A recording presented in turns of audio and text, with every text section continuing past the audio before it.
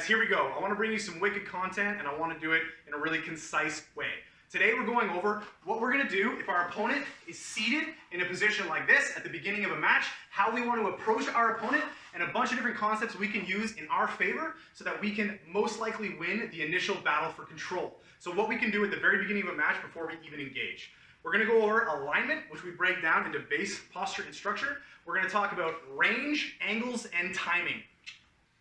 All right, guys, the basics of alignment. I need to make sure I align my body in a way where I'm going to be effective in jiu-jitsu. Okay, I can't just move around in some way that's completely random. I can't be in a super weak position. Obviously, my opponent's going to exploit that, and I'm not going to be effective.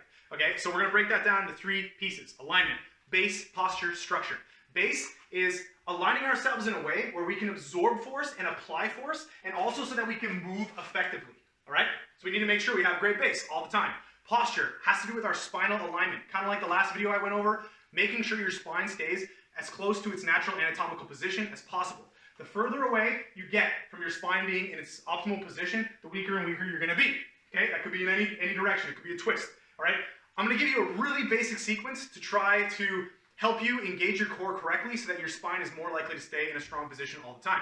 Okay, we're standing upright. We're going to flex our glutes. By flexing our glutes, it's going to bring our hips into a nice neutral alignment. Okay, so I'm not going to be like, my butt's not going to be sticking out or tucked underneath me. It's going to be in a nice neutral alignment. Now I want to bring my rib cage and have my rib cage sit on top of my hips in a similar way. I don't want my ribs flared open like this, and I don't want them sort of tucked underneath like this. Okay, so squeeze the glutes. That's going to naturally put your hips in a neutral alignment. Then I'm going to make sure my rib cage is sitting right over top of my hips. Usually that's going to require me to bring my sternum down just a little bit, and I'm flexing my core, okay, my abs, my obliques, and as I breathe, I continue to flex these core muscles. I breathe out, and it just gets tighter and tighter. This has to do with diaphragmatic breathing and using our core correctly. If I do this properly and I maintain this pressure in my core, okay, obviously once you start moving, you can relieve your glutes, but you need to maintain this core tension right around the belt of your midsection. If I keep that tension, I can move around in a way where I stay really strong and really dynamic while maintaining that strong posture. Okay, next up is structure. How to align our arms and our legs in a way that's going to be favorable to us. If we're approaching a person who's sitting on the ground, they're so low to the ground, they have so much room to move in between our legs. Okay, that's one advantage of being really low to the ground. So what I'm going to have to do is align myself in a way where I'm closing my elbows to my body and I'm closing my legs tight to my hips. So there's no space between my arms and my legs. If my opponent wants to try to get under me, they want to try to separate my limbs, it's not happening. I'm pulling everything tight to my body, so just closing it.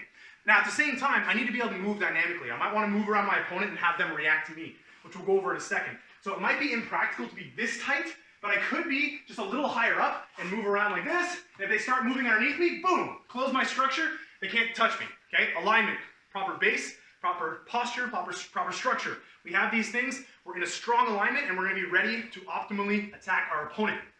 Next, range. Recognizing the distance between me and my opponent. Okay, if my opponent is seated on the ground, there's going to be a particular range where they're able to begin trying to control me. They can grab my hands, they can grab my legs.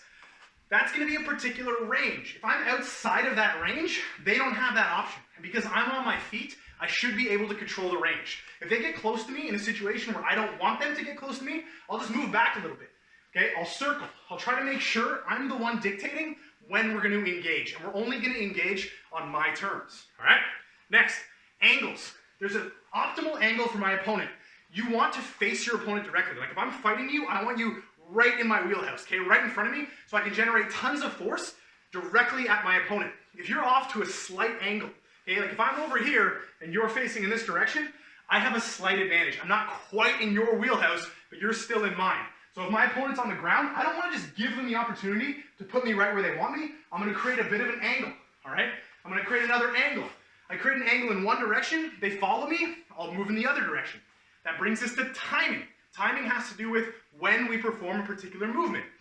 If I move in one direction, my opponent has to necessarily face me. Okay, so if my opponent's my finger, my opponent moves around like this, I can't just stay in this direction, I have to turn to face my opponent. Now, an intelligent grappler is going to recognize that if I move in one direction and my opponent starts following me, they've created momentum in one direction. In order for them to change directions and go the other way, they have to move this way, come to a full stop, and turn in the other direction. Okay? So if I want to use timing to my advantage at the beginning of a match, I'll move in one direction, and as soon as my opponent turns to face me, I'll move in the other direction. I'll execute my movement at a particular time, okay? By moving at that particular time, they are now trying to catch me. Because if they don't turn to face me, I'll just end up taking their back. I'll end up getting to such a dominant angle that I'll be screwed, right?